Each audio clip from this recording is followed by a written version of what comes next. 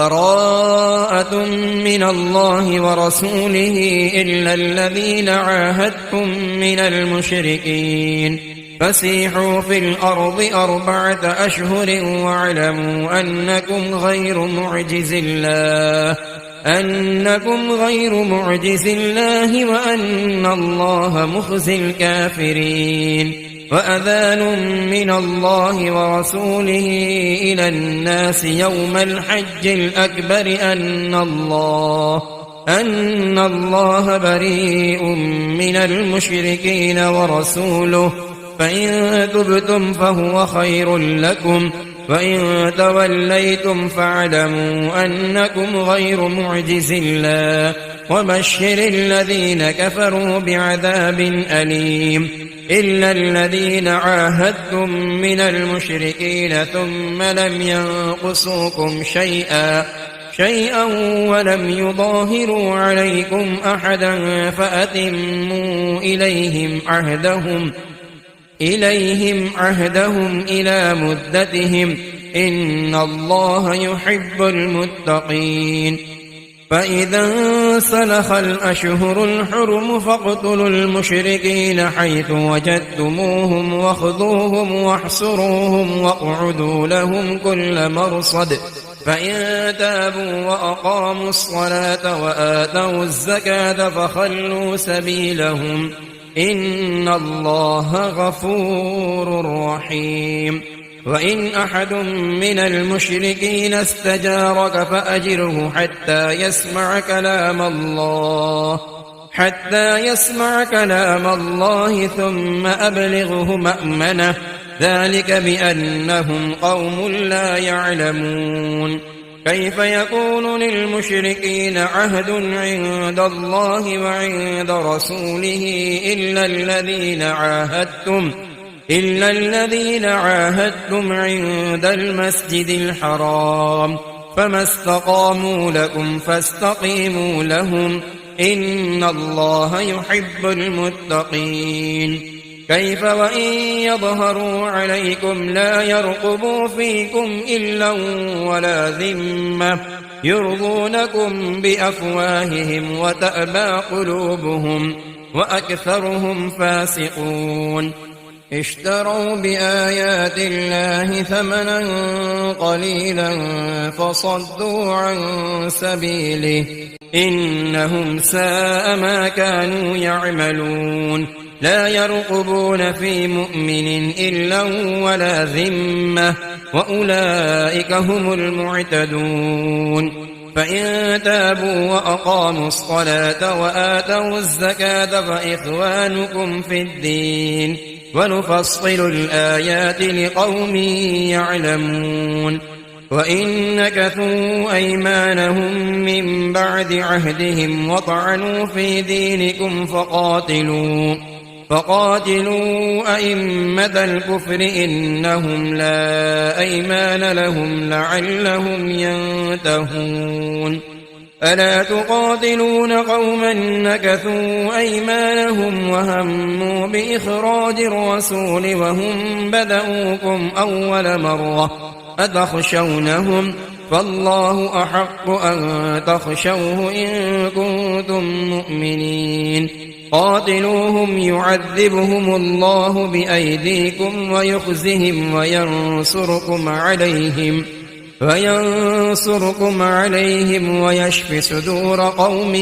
مؤمنين ويذهب غيظ قلوبهم ويتوب الله على من يشاء والله عليم حكيم أم حسبتم أن تتركوا ولما يعلم الله الذين جاهدوا منكم ولم يتخذوا من دون الله ولا رسوله ولا المؤمنين وليجة والله خبير بما تعملون ما كان للمشركين أن يعمروا مساجد الله شاهدين على أنفسهم بالكفر أولئك حبطت أعمالهم وفي النار هم خالدون إنما يعمر مساجد الله من آمن بالله واليوم الآخر واليوم الآخر وأقام الصلاة وآتى الزكاة ولم يخش إلا الله فعسى أولئك أن يكونوا من المهتدين. أجعلتم سقاية الحاج وعمارة المسجد الحرام كمن آمن بالله واليوم الآخر وجاهد في سبيل الله لا يستوون عند الله والله لا يهدي القوم الظالمين. الذين آمنوا وهاجروا وجاهدوا في سبيل الله بأموالهم وأنفسهم أعظم درجة عند الله وأولئك هم الفائزون. يبشرهم ربهم برحمة منه ورضوان وجنات لهم فيها نعيم مقيم خالدين فيها أبدا إن الله عنده أجر عظيم. يا أيها الذين آمنوا لا تتخذوا آباءكم وإخوانكم أولياء إن استحبوا الكفر على الإيمان ومن يتولهم منكم فأولئك هم الظالمون. قل إن كان آباؤكم وأبناؤكم وإخوانكم وأزواجكم وعشيرتكم وأموال اقترفتموها وتجارة تخشون كسادها ومساكن ترضونها أحب إليكم من الله ورسوله وجهاد في سبيله فتربصوا حتى يأتي الله بأمره والله لا يهدي القوم الفاسقين. لقد نصركم الله في مواطن كثيرة ويوم حنين إذ أعجبتكم كثرتكم فلم تغن عنكم شيئا وضاقت عليكم الأرض بما رحبت ثم وليتم مدبرين. ثم أنزل الله سكينته على رسوله وعلى المؤمنين وأنزل جنودا لم تروها وعذب الذين كفروا وذلك جزاء الكافرين. ثم يتوب الله من بعد ذلك على من يشاء والله غفور رحيم. يا أيها الذين آمنوا إنما المشركون نجس فلا يقربوا المسجد الحرام بعد عامهم هذا وإن خفتم عيلة فسوف يغنيكم الله من فضله إن شاء إن الله عليم حكيم. قاتلوا الذين لا يؤمنون بالله ولا باليوم الآخر ولا يحرمون ما حرم الله ورسوله ولا يدينون دين الحق من الذين أوتوا الكتاب حتى يعطوا الجزية عن يد وهم صاغرون. وقالت اليهود عزير ابن الله وقالت النصارى المسيح ابن الله ذلك قولهم بأفواههم يضاهئون قول الذين كفروا من قبل قاتلهم الله أنى يؤفكون. اتخذوا أحبارهم ورهبانهم أربابا من دون الله والمسيح ابن مريم وما أمروا إلا ليعبدوا إلها واحدا لا إله إلا هو سبحانه عما يشركون. يريدون أن يطفئوا نور الله بأفواههم ويأبى الله إلا أن يتم نوره ولو كره الكافرون هو الذي أرسل رسوله بالهدى ودين الحق ليظهره على الدين كله ولو كره المشركون يا أيها الذين آمنوا إن كثيرا من الأحبار والرهبان ليأكلون أموال الناس بالباطل ويصدون عن سبيل الله والذين يكنزون الذهب والفضة ولا ينفقونها في سبيل الله فبشرهم بعذاب أليم يوم يحمى عليها في نار جهنم فتكوى بها جباههم وجنوبهم وظهورهم هذا ما كنزتم لأنفسكم فذوقوا ما كنتم تكنزون إن عدة الشهور عند الله 12 شهرا في كتاب الله يوم خلق السماوات والأرض منها 4 حرم ذلك الدين القيم فلا تظلموا فيهن أنفسكم وقاتلوا المشركين كافة كما يقاتلونكم كافة واعلموا أن الله مع المتقين إنما النسيء زيادة في الكفر يضل به الذين كفروا يحلونه عاما ويحرمونه عاما ليواطعوا عدة ما حرم الله فيحلوا ما حرم الله زين لهم سوء أعمالهم والله لا يهدي القوم الكافرين يا أيها الذين آمنوا ما لكم إذا قيل لكم انفروا في سبيل الله اثاقلتم إلى الأرض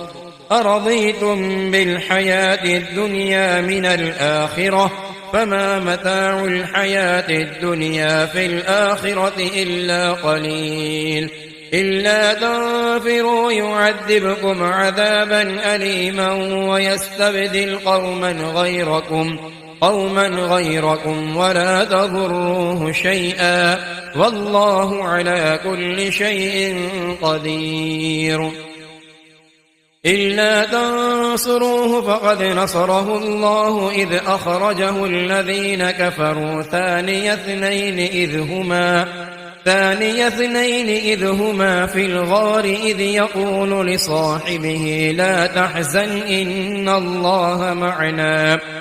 فأنزل الله سكينته عليه وأيده بجنود لم تروها وجعل كلمة الذين كفروا السفلى وكلمة الله هي العليا والله عزيز حكيم انفروا خفافا وثقالا وجاهدوا بأموالكم وأنفسكم في سبيل الله ذلكم خير لكم إن كنتم تعلمون لو كان عرضا قريبا وسفرا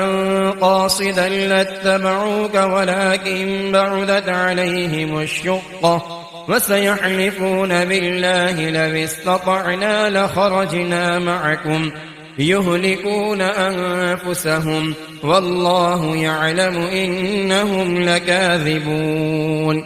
عفى الله عنك لم أذنت لهم حتى يتبين لك الذين صدقوا وتعلم الكاذبين لا يستأذنك الذين يؤمنون بالله واليوم الآخر أن يجاهدوا بأموالهم وأنفسهم والله عليم بالمتقين إنما يستأذنك الذين لا يؤمنون بالله واليوم الآخر وارتابت قلوبهم فهم في ريبهم يترددون ولو أرادوا الخروج لأعدوا له عدة ولكن كره الله بعاثهم فثبطهم وقيل اقعدوا مع القاعدين لو خرجوا فيكم ما زادوكم إلا خبالا ولأوضعوا خلالكم يبغونكم الفتنة وفيكم سماعون لهم والله عليم بالظالمين لقد ابتغوا الفتنة من قبل وقلبوا لك الأمور حتى جاء الحق وظهر أمر الله وهم كارهون ومنهم من يقول ذلي ولا تفتني ألا في الفتنة سقطوا وإن جهنم لمحيطة بالكافرين إن تصبك حسنة تسؤهم وإن تصبك مصيبة يقولوا قد أخذنا أمرنا من قبل ويتولوا وهم فرحون قل لن يصيبنا إلا ما كتب الله لنا هو مولانا وعلى الله فليتوكل المؤمنون قل هل تربصون بنا إلا إحدى الحسنيين ونحن نتربص بكم أن يصيبكم الله بعذاب من عنده أو بأيدينا فتربصوا إنا معكم متربصون قل أنفقوا طوعا أو كرها لن يتقبل منكم إنكم كنتم قوما فاسقين وما منعهم أن تقبل منهم نفقاتهم إلا أنهم كفروا بالله وبرسوله ولا يأتون الصلاة إلا وهم كسالى ولا ينفقون إلا وهم كارهون فلا تعجبك أموالهم ولا أولادهم إنما يريد الله ليعذبهم بها في الحياة الدنيا وتزهق أنفسهم وهم كافرون ويحلفون بالله إنهم لمنكم وما هم منكم ولكنهم قوم يفرقون لو يجدون ملجأ أو مغارات أو مدخلا لولوا إليه وهم يجمحون ومنهم من يلمسك في الصدقات فإن أعطوا منها رضوا وإن لم يعطوا منها إذا هم يسخطون ولو أنهم رضوا ما آتاهم الله ورسوله وقالوا حسبنا الله سيؤتينا الله من فضله ورسوله إنا إلى الله راغبون إنما الصدقات للفقراء والمساكين والعاملين عليها والمؤلفة قلوبهم وفي الرقاب والغارمين وفي سبيل الله وابن السبيل فريضة من الله والله عليم حكيم ومنهم الذين يؤذون النبي ويقولون هو أذن قل أذن خير لكم يؤمن بالله ويؤمن للمؤمنين ورحمة للذين آمنوا منكم والذين يؤذون رسول الله لهم عذاب أليم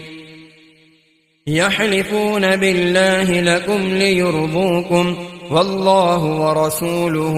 أحق أن يرضوه إن كانوا مؤمنين ألم يعلموا أنه من يحادد الله ورسوله فأن له نار جهنم خالدين فيها ذلك الخزي العظيم يحذر المنافقون أن تنزل عليهم سورة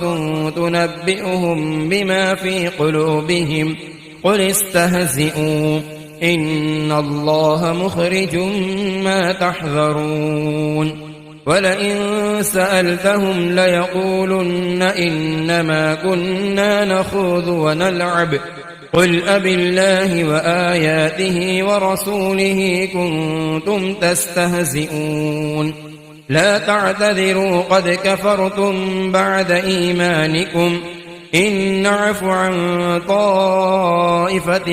منكم نعذب طائفة بأنهم كانوا مجرمين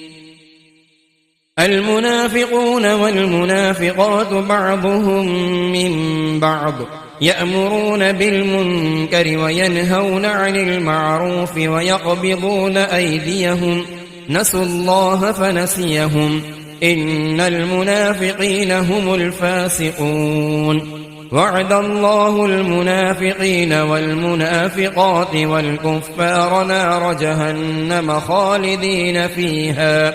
هي حسبهم ولعنهم الله ولهم عذاب مقيم كالذين من قبلكم كانوا أشد منكم قوة وأكثر أموالا وأولادا فاستمتعوا بخلاقهم فاستمتعتم بخلاقكم كما استمتع الذين من قبلكم بخلاقهم وخذتم كالذي خاضوا أولئك حبطت أعمالهم في الدنيا والآخرة وأولئك هم الخاسرون ألم يأتهم نبأ الذين من قبلهم قوم نوح وعاد وثمود وقوم إبراهيم وأصحاب مدين والمؤتفكات أتتهم رسلهم بالبينات فما كان الله ليظلمهم ولكن كانوا أنفسهم يظلمون والمؤمنون والمؤمنات بعضهم أولياء بعض يأمرون بالمعروف وينهون عن المنكر ويقيمون الصلاة ويؤتون الزكاة ويطيعون الله ورسوله أولئك سيرحمهم الله إن الله عزيز حكيم وعد الله المؤمنين والمؤمنات جنات تجري من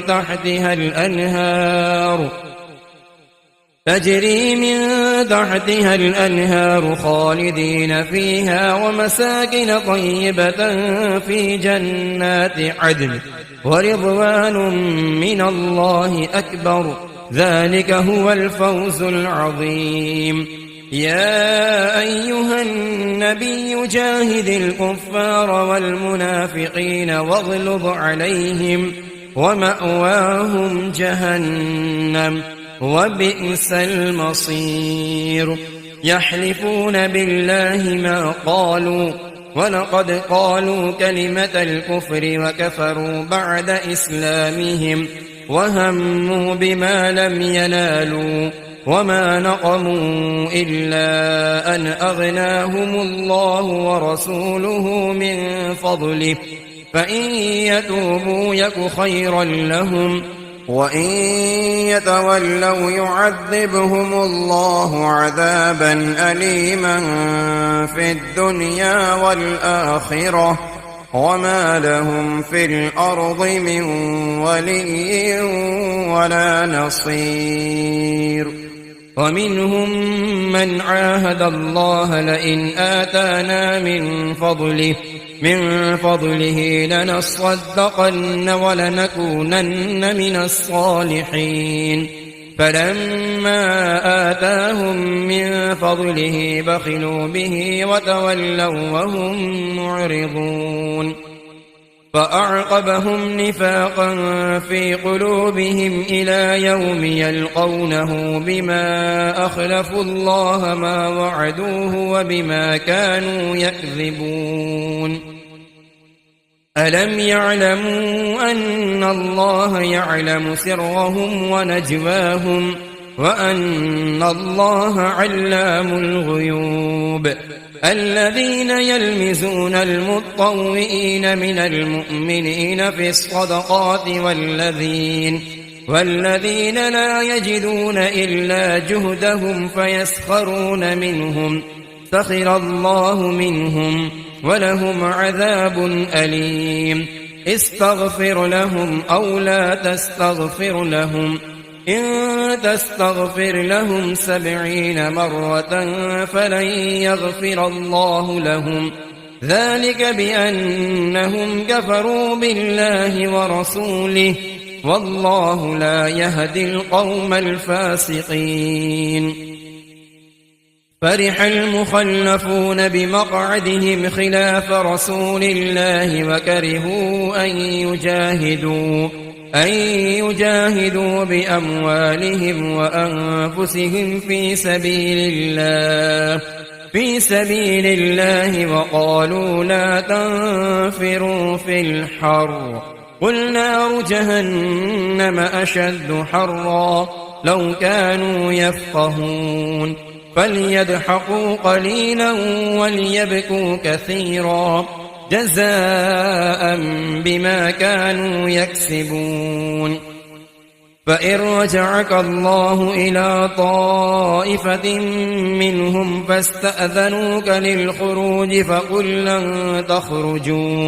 فقل لن تخرجوا معي أبدا ولن تقاتلوا معي عدوا إنكم رضيتم بالقعود أول مرة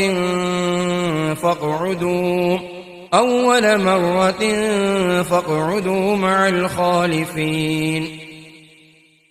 ولا تصل على أحد منهم مات أبدا ولا تقم على قبره إنهم كفروا بالله ورسوله وماتوا وهم فاسقون ولا تعجبك أموالهم وأولادهم إنما يريد الله أن يعذبهم بها في الدنيا وتزهق أنفسهم وهم كافرون وإذا أنزلت سورة أن آمنوا بالله وجاهدوا مع رسوله استأذنك أولو الطول منهم وقالوا ذرنا نكن مع القاعدين رضوا بأن يكونوا مع الخوالف وطبع على قلوبهم فهم لا يفقهون لكن الرسول والذين آمنوا معه جاهدوا بأموالهم وأنفسهم وأولئك لهم الخيرات وأولئك هم المفلحون أعد الله لهم جنات تجري من تحتها الأنهار خالدين فيها ذلك الفوز العظيم وجاء المعذرون من الأعراب ليؤذن لهم وقعد الذين كذبوا الله ورسوله فيصيب الذين كفروا منهم عذاب أليم ليس على الضعفاء ولا على المرضى ولا على الذين لا يجدون ما ينفقون حرج إذا نصحوا لله ورسوله ما على المحسنين من سبيل والله غفور رحيم ولا على الذين إذا ما أتوك لتحملهم قلت لا أجد ما أحملكم عليه فولوا وأعينهم تفيض من الدمع حزنا ألا يجدوا ما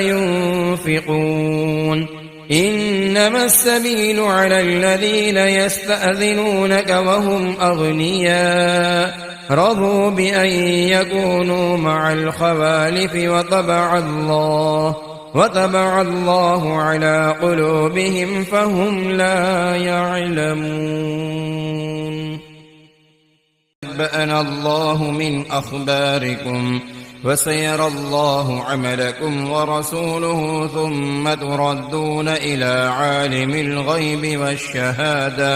والشهادة فينبئكم بما كنتم تعملون. سيحلفون بالله لكم إذا انقلبتم إليهم لتعرضوا عنهم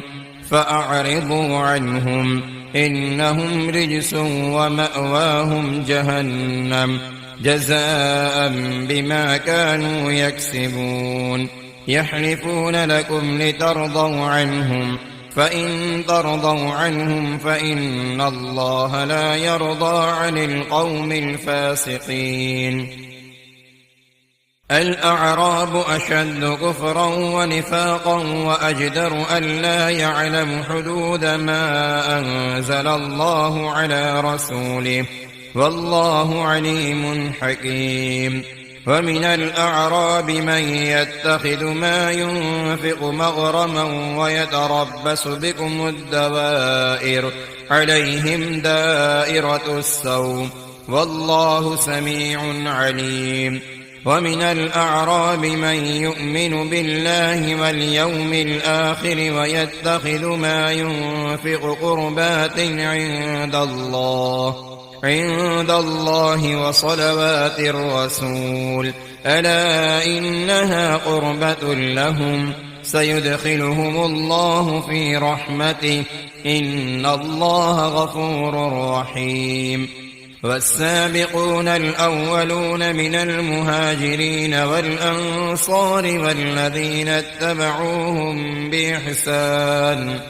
بإحسان رضي الله عنهم ورضوا عنه وأعد لهم جنات تجري تحتها الأنهار خالدين فيها أبدا ذلك الفوز العظيم. وممن حولكم من الأعراب منافقون ومن أهل المدينة مرضوا على النفاق لا تعلمهم نحن نعلمهم سنعذبهم مرتين ثم يردون إلى عذاب عظيم. وآخرون اعترفوا بذنوبهم خلطوا عملا صالحا وآخر سيئا عسى الله أن يتوب عليهم إن الله غفور رحيم. خذ من أموالهم صدقة تطهرهم وتزكيهم بها وصل عليهم إن صلاتك سكن لهم والله سميع عليم. ألم يعلموا أن الله هو يقبل التوبة عن عباده ويأخذ الصدقات وأن الله هو التواب الرحيم. وقل اعملوا فسيرى الله عملكم ورسوله والمؤمنون وستردون إلى عالم الغيب والشهادة فينبئكم بما كنتم تعملون. وآخرون مرجون لأمر الله إما يعذبهم وإما يتوب عليهم والله عليم حكيم. والذين اتخذوا مسجدا ضرارا وكفرا وتفريقا بين المؤمنين وإرصادا لمن حارب الله ورسوله من قبل وليحلفن إن أردنا إلا الحسنى والله يشهد إنهم لكاذبون لا تقم فيه أبدا لمسجد أسس على التقوى من أول يوم أحق أن تقوم فيه رجال يحبون أن يتطهروا والله يحب المطهرين أفمن أسس بنيانه على تقوى من الله ورضوان خير أمن أسس بنيانه على شفا جرف هار فنهار به في نار جهنم والله لا يهدي القوم الظالمين لا يزال بنيانهم الذي بنوا ريبة في قلوبهم إلا أن تقطع قلوبهم والله عليم حكيم إن الله اشترى من المؤمنين أنفسهم وأموالهم بأن لهم الجنة يقاتلون في سبيل الله فيقتلون ويقتلون وعدا عليه حقا في التوراة والإنجيل والقرآن ومن أوفى بعهده من الله فاستبشروا ببيعكم الذي بايعتم به وذلك هو الفوز العظيم التائبون العابدون الحامدون السائحون الراكعون الساجدون الآمرون بالمعروف والناهون عن المنكر والحافظون لحدود الله وبشر المؤمنين ما كان للنبي والذين آمنوا أن يستغفروا للمشركين ولو كانوا أولي قربى من بعد ما تبين لهم أنهم أصحاب الجحيم وما كان استغفار إبراهيم لأبيه إلا عن موعدة وعدها إياه فلما تبين له أنه عدو لله تبرأ منه إن إبراهيم لأواه حليم وما كان الله ليضل قوما بعد إذ هداهم